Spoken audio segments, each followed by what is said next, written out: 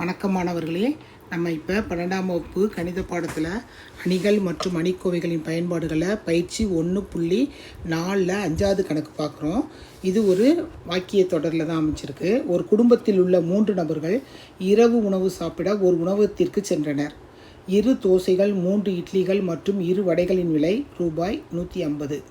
2 தோசைகள், 2 இட்லிகள் மற்றும் 4 வடைகளின் விலை ரூபாய் 200. 5 தோசைகள், 4 இட்லிகள் மற்றும் 2 வடைகளின் விலை ரூபாய் 250. அக்குடும்பத்தினரிடம் ரூபாய் 350 இருந்தது மற்றும் அவர்கள் 3 தோசைகள், 6 இட்லிகள் மற்றும் 6 வடைகள் சாப்பிட்டனர். அக்குடும்பத்தினர் சாப்பிட்ட செலவிற்கான தொகையை அவர்களிடம் இருந்த பணத்தை கொண்டு செலுத்த முடியுமா? கணக்கு புரிஞ்சிச்சாமா? ஒரு குடும்பத்தில் உள்ளவங்க 3 பேர் உணவு சாப்பாட்டுக்கு வெளியில் போயிருக்காங்க. வெளியில் போனதை நம்ம என்ன செய்யணும்? சமன்பாடு மூலமாக அமைக்க போகிறோம். சமன்பாடு மூலமாக அமைக்கிறது, அவங்க கையில் மொத்தம் எவ்வளோ இருந்திருக்கு? ரூபாய் 350. அதை மட்டும் மைண்டில் வச்சுக்கோங்க, சரியா? அவங்க கையில் எவ்வளோ ரூபா இருக்குது? 350. அதை அன்லைன் பண்ணிக்கோங்க. அது கடைசி தான் நம்ம செய்ய போகிறோம், ஓகேவா?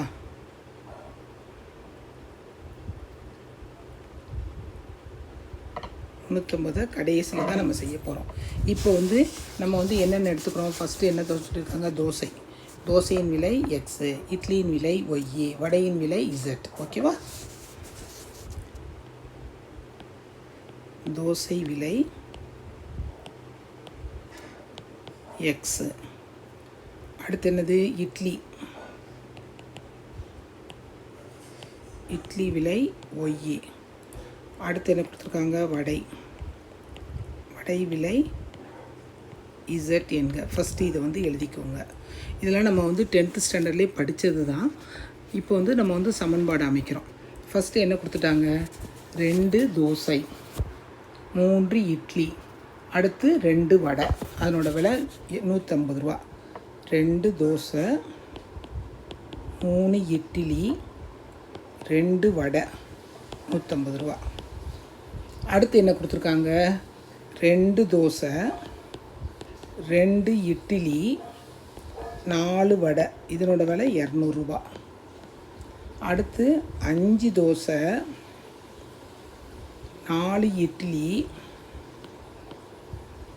5 தோசை, 4 இட்லி, 2 வடை. இதனோட விலை 250 ரூபா, ஓகேவா? இப்போ நம்ம சமன்பாடு அமைச்சிட்டோம். இந்த சமன்பாடை நம்ம அணிக்கோவைகளாக மாற்ற போகிறோம். இந்த அணிக்கோவைகளாக மாற்றும்போது நம்ம என்ன செய்வோம்? டெல்டா போட்டு தான் நம்ம எல்லாமே செய்வோம். அதே மாதிரி டெல்டா போட்டு நம்ம செய்கிறோம். டெல்டா சீக்வல் டு இது 3 வருஷம் வரும். ஏன்னா 3 சமன்பாடில் எழுதியிருக்கோம், அதனால் 3 சமன்பாடு வரும். அந்த நம்பரை அப்படி எழுதிக்கோங்க. 5, 4, 2, ஓகேவா? இப்போ இதை நம்ம என்ன செய்கிறோம்? இதனுடைய மதிப்பு கண்டுபிடிக்கிறோம். இதனோட மதிப்பு கண்டுபிடிக்கும் போது என்ன செய்வோம்? நம்ம ஃபஸ்ட்டு 2 × 4 - 16. இது ஏற்கனவே நிறையா தடவை செஞ்சதுனால நான் விளக்க விரும்பலை, நீங்கள் பாருங்கள். ப்ளஸ் 2 × 8 - 10. 2 வேறு அடையாளமாக இருக்கும்போது கழிச்சிட்டு எந்த நம்பருடைய அடையாளம் பெருசாக இருக்குதோ அதை போட்டுக்கோங்க. -16 plus 2 × -2 -24 plus 48. Minus into minus plus -4. எல்லாத்தையும் இது பண்ணோம்னா அது 28 வருது. 48ல் 28 போச்சுன்னா 20. 20 ≠ 0. அடுத்து என்ன செய்ய போகிறோம்? Delta x. ஃபஸ்ட்டு நிரலுக்கு மாறிலி போடுறோம். மாறிலியில் என்ன கொடுத்துருக்காங்க? 150, 200, 250. அதை ஃபஸ்ட்டு எழுதிக்கோங்க. மிச்ச உறுப்புகளை அப்படி எழுதிக்கோங்க.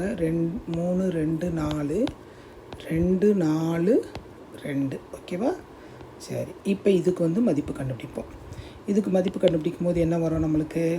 150. 150 பொதுவாக இருக்குதா? எல்லாமே 50, 50 இருக்குது. அதனால் நம்ம என்ன செய்கிறோம்? 50 வெளியே எடுத்துகிட்டு செஞ்சோம்னா நம்மளுக்கு ரொம்ப எளிமையாக இருக்கும். 3, 4, 5 மற்றதை அப்படி போட்டுக்கோங்க. ஃபஸ்ட்டு செய்யும்போது கவனிங்க. அப்போ தான் நான் எப்படி எளிமையாக கொண்டு போகிறேங்கிறது உங்களுக்கு புரியும். 50 போட்டு வெளியே போட்டுக்கோங்க.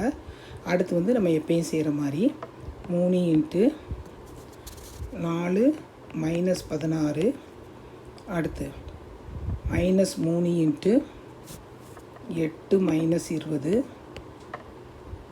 ப்ளஸ் 2 இன்ட்டு 16 -10 50 இன்ட்டு 12 மைனஸ்னால் -36 இங்கே வந்து என்னது -12 மைனஸ் இன்ட்டு மைனஸ் ப்ளஸ் 36 6 6 12 இது ரெண்டு கேன்சல் ஆகிரும். இப்போ இதை பெருக்கும்போது 12 60 0 ஓகேவா. டெல்டா எக்ஸ் வந்து 600. அடுத்து வந்து என்ன இருக்குது, டெல்டா ஒய் கண்டுபிடிக்க போகிறோம். டெல்டா ஒய் கண்டுபிடிச்சிட்டு அதுக்கப்புறம் டெல்டா இசட் கண்டுபிடிக்கணும்.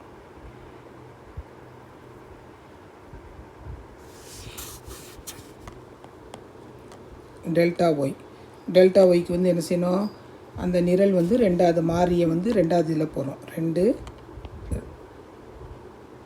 2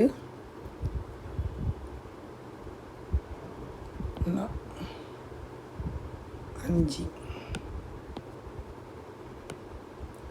2 2 5 இங்கே வந்து 150 200 250 2 4 2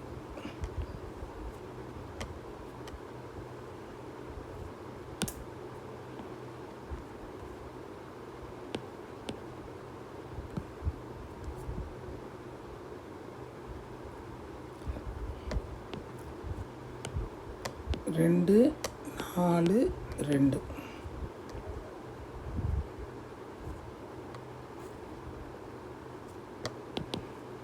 சரி. இப்போ இதில் வந்து 50 வெளியே எடுத்துருவோம். 50 வெளியே எடுத்தோம்னா 2 2 5 இதெல்லாம் மாறாது. ரெண்டாவது நிரல் மட்டும்தான் நம்மளுக்கு வந்து மாறும். 3 4 5 2 4 2 ஓகேவா.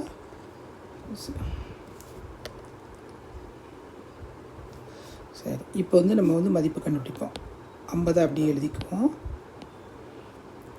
2 into 8 minus 20 minus 3 into 4 minus 20 plus 2 into 10 minus 20 50 into minus 24 minus into minus plus 48 minus 20. இப்போ என்ன வருது உங்களுக்கு, 44 4 வரும். 4 50 இன்ட்டு 4 எவ்வளவு 200. 50 இன்ட்டு 4 200. அடுத்து என்ன கண்டுபிடிக்க போகிறோம், டெல்டா இசட் கண்டுபிடிக்க போகிறோம். அப்படின்னா 2 இதை வந்து எந்த வித மாற்றமும் எழுதக்கூடாது, அப்படியே எழுதிக்கோங்க. 2 2 5. அடுத்து வந்து என்ன எழுத போகிறோம், 3 2 4 150 200 250. இப்போ இதில் 50 வெளியே எடுத்துருவோம். எல்லா கணக்கும் ஒரே பேட்டர்னில் தான் சொல்கிறேன் நான். நிதானமாக என் கூட ட்ராவல் பண்ணிங்கன்னா ரொம்ப ரொம்ப எளிமையாக இருக்கும். 3 4 5. இப்போ வந்து மதிப்பு கண்டுபிடிப்போம். 50 வெளியே எடுத்துக்கோங்க. 2 into 10 minus 16 minus 3 into 10 minus 20 plus 3 into 8 minus 10 50 into minus 12 plus 30 minus 6 600. இப்போ வந்து எக்ஸ் கண்டுபிடிக்கும் போது என்ன வரும், delta X by delta. Delta X என்ன கண்டுபிடிச்சிருக்கோம், 600. 600 பை 200 20 அப்புறம் 30. அடுத்து ஒய் வந்து என்னது, delta Y by delta. Delta Y என்னது 200 பை 20 அப்படின்னா 10. அடுத்து வந்து நம்ம என்ன கண்டுபிடிக்கிறோம், டெல்டா இசட்.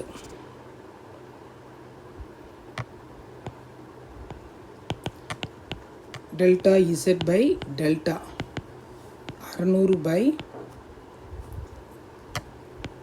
20 600 பை 20 அப்படிங்கும்போது நம்மளுக்கு என்ன வருது, 30 வருது ஓகேவா. அப்போனா எக்ஸனோட மதிப்பு 30, ஒய்யோட மதிப்பு 10, இசட்டோட மதிப்பு 30. ஓகேவா? இதை வந்து ஹைலைட் பண்ணிக்கோங்க. நம்ம வந்து ஒரு லைன் வந்து அன்லைன் பண்ணியிருக்கோம். என்ன லைன் அன்லைன் பண்ணியிருக்கோம்? அவங்க எவ்வளவு ரூபாய் எடுத்துகிட்டு போனாங்களோ அதை அன்லைன் பண்ணியிருக்கோம். அவங்க என்ன ரூபா 3 தோசைகள் 6 இட்லி 6 வடை சாப்பிட்றாங்க. அப்போனா வந்து நம்ம வந்து என்னது 3x plus 6y plus 6z equal to 3 × 30 6 × 10 6 × 30. அப்படின்னா என்ன வருது? 90 ப்ளஸ் 60 ப்ளஸ் 180. எல்லாத்தையும் கூட்டினோம்னா என்ன வருது? 330. அவங்க கொண்டு போன ரூபா வந்து எவ்வளவு? 350. அப்போனா அவங்ககிட்ட பணம் இருக்குது, செலுத்த முடியுமான்னு தான் கேட்டிருக்காங்க. கண்டிப்பாக செலுத்த முடியும். அவங்ககிட்ட உள்ள ரூபா வந்து எவ்வளவு? 350 ரூபா அவங்ககிட்ட இருக்குது. அவங்க சாப்பிட்டது 330 ரூபா தான். அவங்க என்ன கணக்கு கேட்டிருக்காங்க? அவர்களிடம் இருந்த பணத்தை கொண்டு செலுத்த முடியுமா தொகையைன்னு கேட்டிருக்காங்க. தொகையை செலுத்த முடியும். அவ்வளோதான் ஆன்சர். தொகையை செலுத்த முடியும். புரியுதா மாணவர்களே? போட்டு பாருங்கள். கணக்கு பெருசாக இருக்குன்னு நினைக்காதீங்க. செய்யும்போது ரொம்ப எளிமையாக இருக்கும். அடுத்த பயிற்சி